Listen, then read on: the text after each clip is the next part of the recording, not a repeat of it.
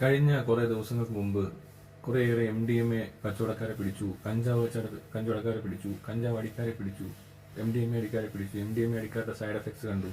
MDMA കാരണം കൊലപാതകം നടക്കുന്നുവെന്ന് അറിഞ്ഞു.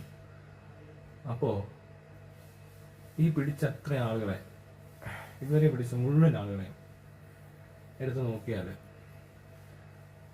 അവരുടെ ശരിക്കും പറഞ്ഞാൽ വലിയൊരു നഷ്ടം സംഭവിച്ച ആൾക്കാരാണ്. അങ്ങേ അറ്റത്ത് കച്ചവടം ചെയ്തുകൊണ്ട് നിന്നവരെ ചിലപ്പോൾ അവനൊരു 1 ലക്ഷം രൂപ കൊടുത്ത് മേടിച്ചിട്ട് ഒരു 2 ലക്ഷം രൂപയുടെ സാധനം ഉണ്ടാക്കാൻ ശ്രമിച്ചവൻ, 10,000 രൂപ കൊടുത്തിട്ട് 25,000 രൂപ ഉണ്ടാക്കാൻ ശ്രമിച്ചവൻ, അവനെയാണ് പിടിച്ചിരിക്കുന്നത്. അവരുടെ കാശൊന്നുമില്ല, വലിയ പൈസക്കാരൊന്നും അല്ല പലരും. അവരുടെയിലുള്ള കാറെന്നൊക്കെ പറഞ്ഞ വല്ല കുഞ്ഞിക്കാർക്ക് i10, i20 പുതിയതാണോ എന്ന് പറയാൻ അതുവരെയൊക്കെ കാണും.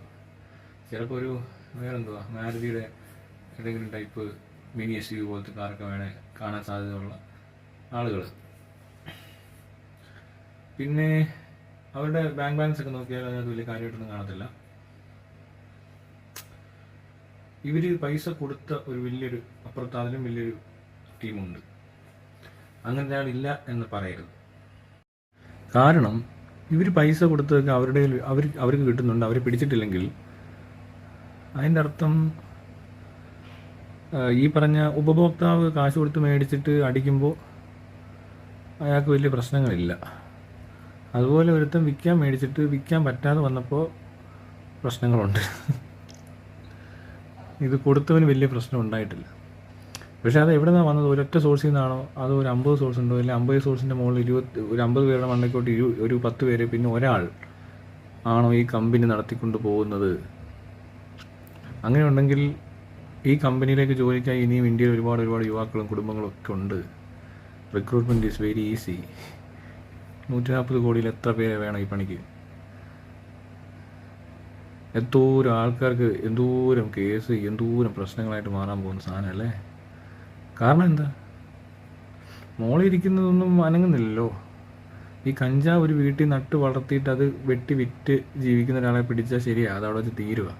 പക്ഷേ ഈ കഞ്ചാവ് വളർത്തി വെട്ടി അത് വിറ്റ് കഴിഞ്ഞ് അതിനകത്ത് ഏറ്റവും അറ്റത്ത് വരുമ്പോൾ ഒരു കച്ചവടക്കാരെന്ന നിലയ്ക്ക് ഇത് കൊണ്ടുവന്നവരും അതും എല്ലാം കഴിഞ്ഞിട്ട് ഈ ലോക്കൽ ഏരിയ വിട്ട് പോയിട്ടുണ്ടെങ്കിൽ തന്നെ ഇത്രയും ദൂരം എവിടെയോ അടുത്ത് ചെന്നിട്ട് എന്തെങ്കിലും മേടിച്ച ഒരാളാണ് ഇയാൾ. ആരാ പിടിക്കപ്പെട്ടവൻ? അവനെ പിടിച്ചാൽ ശരിക്കും പറഞ്ഞൊരു വാല്യൂ കുറഞ്ഞ സാധനം തന്നെയാണ് പിടിച്ചേക്കുന്നത്, അല്ലേ? വലിയ ഭയങ്കര സംഭവം ഒന്നും പിടിച്ചിട്ടില്ല. ഇതേപോലെ 1000, 1 ലക്ഷം, 2 ലക്ഷം പേരിൽ ഒരു എത്ര പേര്? 500 പേരോ? 500 പേര് പിടിച്ചിട്ടുണ്ടെങ്കിൽ ഇവിടെ ഒരു 10 ലക്ഷം പേരെങ്കിലും കാണണം. ഇതേ തൊഴിൽ ഇനിയും സാധ്യതയുള്ള ഇവിടെ തന്നെ എത്തിപ്പെടുന്ന. ഇതിനു മുമ്പ് എത്ര പേരെ പിടിച്ചത്? ഇതേ പിടിച്ചവരെ പിന്നെ തന്നെ കച്ചവടം ചെയ്യേണ്ട ഗതികേടിലാണ്. അതുകൊണ്ട് ആ പിടുത്തത്തിൽ വലിയ സംഭവമാക്കാൻ കുറച്ചൊക്കെ ഇങ്ങനെ ഒതുങ്ങി നിൽക്കുമെങ്കിലും ഇത് കേരളം മുഴുവനല്ലേ, ഇന്ത്യ മുഴുവനല്ലേ, ലോകം മുഴുവനല്ലേ? ഈ ലോകം മുഴുവനുള്ള സാധനത്തിന് ഈ ഇറ്റാവട്ടത്തിൽ 300 പേരെ പിടിച്ചു, വേറെ സ്ഥലത്തൊരു 100 പേരെ പിടിച്ചു എന്നൊക്കെ പറയുന്ന സാധനത്തിനകത്ത് പല രാജ്യങ്ങളിലും കഞ്ചാവ് ലീഗലാണ്. അപ്പോൾ അവിടെ പിടിക്കുന്നില്ല. ചിലപ്പോൾ ചില രാജ്യങ്ങൾ MDMA ആണെങ്കിൽ പോലും ഇത് പിടിച്ചു കഴിഞ്ഞാൽ ഉണ്ടാകുന്ന അടിക്കുന്ന ആളുടെ ഭവിഷ്യത്തുകളും അയാൾക്ക് കിട്ടുന്ന കെയറും ട്രീറ്റ്മെൻറ്റും എന്നൊക്കെ പറയുന്ന സാധനങ്ങൾ അടക്കമുള്ള പാക്കേജ് അവിടെ ഉണ്ട്. പക്ഷെ ഇവിടെ അതില്ല. അതില്ലാത്തതൊരു പോരായ്മയല്ലേ? കാരണം നമ്മൾ എന്തിനാണ് കൺസേൺ എടുക്കേണ്ടത്? അപ്പോൾ ഹ്യൂമൻ എന്താ പറയുക, വാല്യൂ ഇല്ലാത്തതുകൊണ്ട്, ഹ്യൂമാനിറ്റേറിയൻ കൺസേൺ ഇല്ലാത്തതുകൊണ്ട്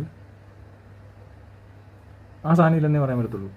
കാരണം ഇവിടെ ഉപയോഗിക്കുന്നുണ്ട്, ഉപയോഗിച്ച് പ്രശ്നങ്ങളും കാണുന്നുണ്ട്, ഇനി ഉപയോഗിക്കാൻ സാധ്യതയുണ്ട്, അല്ലേ? കാരണം സാധ്യത അപ്പുറത്ത് അവിടെ ഇപ്പോഴും ഉണ്ടല്ലോ, മെയിൻ സോഴ്സ് അവിടെ ഉണ്ടല്ലോ. എന്നാൽ ഇതിനോടൊപ്പം പറയാൻ കഴിയുന്ന ഒരു കാര്യം എന്താണെന്ന് വെച്ചാൽ, ഈ ഡെവലപ്ഡ് കൺട്രീസിനെ കണ്ട് പഠിക്കുക എന്നുള്ളതേ ഉള്ളൂ. അവിടെ എങ്ങനെ ഇത് മാനേജ് ചെയ്യുന്നു അങ്ങനെ മാനേജ് ചെയ്താൽ മതി. അതാണ് ശരിക്കുള്ള മാനേജ്മെൻറ്റ്. ഇത് മാനേജ്മെൻ്റ് അല്ല, ഇത് ഒരു തരം ചുമ്മാ ഒരു പോരായ്മയുണ്ട് അവിടെയൊക്കെ. അതെങ്ങനെയാണ്? ഇത് എല്ലാ രാജ്യത്തും ഇങ്ങനെ തന്നെയാണ്. പക്ഷേ ഈ ബാധിക്കപ്പെട്ടവരോടുള്ള ട്രീറ്റ്മെൻറ്റിന് വ്യത്യാസം ഉണ്ടെന്നേ ഉള്ളൂ. അതൊരു ഇല്ലീഗൽ ബിസിനസ്സായിട്ട് തന്നെ അവിടെ നിൽക്കുക. അത് വേറൊരു തരം ബിസിനസ്സാണ്. ഡേർട്ടി ബിസിനസ് എന്ന് പറഞ്ഞില്ലേ, ആ ബിസിനസ്. ഡേർട്ടി ബിസിനസ് ചെയ്യാൻ പാടില്ലെന്ന് ആര് പറഞ്ഞില്ലേ? ഞാൻ ചോദിച്ചോട്ടെ, ഈ പിടിച്ചു നിർത്തിയ ആൾക്കാരില്ലേ, ഇപ്പം നമ്മുടെ പോലീസ് അല്ലെങ്കിൽ എക്സൈസ് ഒക്കെ കൂടെ കൂടി ഇവിടെ എല്ലാം നടന്ന് പെറുക്കി പിടിച്ച് മേനക്കെട്ട് കൊണ്ടുവന്ന ആൾക്കാരില്ലേ, ഈ ആളുകളെ ആളുകളുടെ എല്ലാം കൂടെ പൈസ എടുത്ത് വെച്ചാൽ അവരെത്ര രൂപയുടെ സാധനങ്ങൾ മേടിച്ചു മുഴുവൻ പൈസ എടുത്ത് നോക്കിയാൽ എത്ര കിട്ടുന്നതെന്നറിയോ? അവരുടെ ബാങ്ക് ബാലൻസ് ഇല്ല. അവർ ജീവിക്കാൻ വേണ്ടി ചിലപ്പോൾ പലരും അവരുടെ ദൈനംദിന ജീവിതം കഴിഞ്ഞിട്ടുള്ള അവർ മൊത്തത്തിൽ ഇവർ ഇൻവെസ്റ്റ് ചെയ്തേക്കുന്ന പൈസ എന്ന് പറഞ്ഞാൽ ഒരു ദിവസത്തെയോ ചിലപ്പോൾ ഒരു 5 ദിവസത്തെയോ റവന്യൂ മാത്രമായിരിക്കും ഇത് സ്റ്റോക്ക് ചെയ്യുന്നത്. ഒരാളിപ്പോൾ അയാളുടെ കയ്യിൽ നിന്ന് 100 ഗ്രാം കിട്ടുവാണെങ്കിൽ അയാൾ 100 ഗ്രാം ഒരു 3 ദിവസം കൊണ്ട് തീർക്കേണ്ട ആളായിരിക്കും. അധികം ദിവസം വെച്ചുകൊണ്ടിരിക്കത്തില്ല. ഇത് വളിച്ചു പോകത്തില്ലേ? അല്ല പൂത്തു. മനസ്സിലായോ? അത്രയുമാണ് ആ പിടിച്ച എമൗണ്ട് കാണിക്കുന്നത്. അല്ലാതെ അയാൾ കഴിഞ്ഞ ഇത്രയും വർഷം വിറ്റുകൊണ്ടിരുന്ന ഇതിൻ്റെ കണക്കൊന്നും നമുക്കറിയത്തില്ല എത്ര. ഇനി പിന്നെ ഇയാൾ പോയാൽ അടുത്ത ദിവസങ്ങളിൽ വേറെ ആൾക്കാർ വന്ന് ചെയ്യുമ്പോഴും ഇവിടെ ലാസ്റ്റ് ഇൻവെസ്റ്റ്മെൻ്റ് എന്ന് പറയുന്നതിൻ്റെ ഒരു കണക്കെന്ന് പറഞ്ഞാൽ അത് മുഴുവനൊന്നും കിട്ടത്തൊന്നുമില്ല.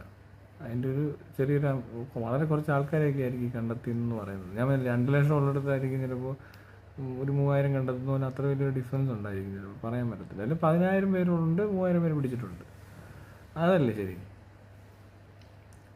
അല്ല തന്നെ. അപ്പോൾ ഈ പിടിക്കും തോറും ആൾ കൂടുന്നതല്ലാതെ പിടിക്കും തോറും ആൾ കൂടുന്നു, അടിക്കും തോറും ഇവിടെ ആൾ കൂടുന്നു. മറ്റിടത്ത് അടിക്കും തോറുമുള്ള ആൾ കൂടുതലുള്ള സാധനത്തിൻ്റെ എണ്ണം കുറയ്ക്കാൻ വേണ്ടിയിട്ടാണ് സപ്പോർട്ടിംഗ് സിസ്റ്റം ഡെവലപ്പ് ചെയ്തത്. ഇവിടെ അതില്ലാത്തതുകൊണ്ട് അടിക്കുന്നതിൻ്റെ കാര്യവും പോക്കാം, കൊടുക്കുന്നതിൻ്റെ കാര്യവും പോക്കാം, വിൽപ്പനക്കാരൻ അങ്ങനെ അറ്റം നയിക്കുന്നതിൻ്റെ കാര്യം, സാധാരണക്കാരുടെ കാര്യം പോക്കാം. അവരെല്ലാം ചിലപ്പോൾ കൂടി നിന്ന് അടിക്കുന്നവരൊക്കെ ആയിരിക്കും.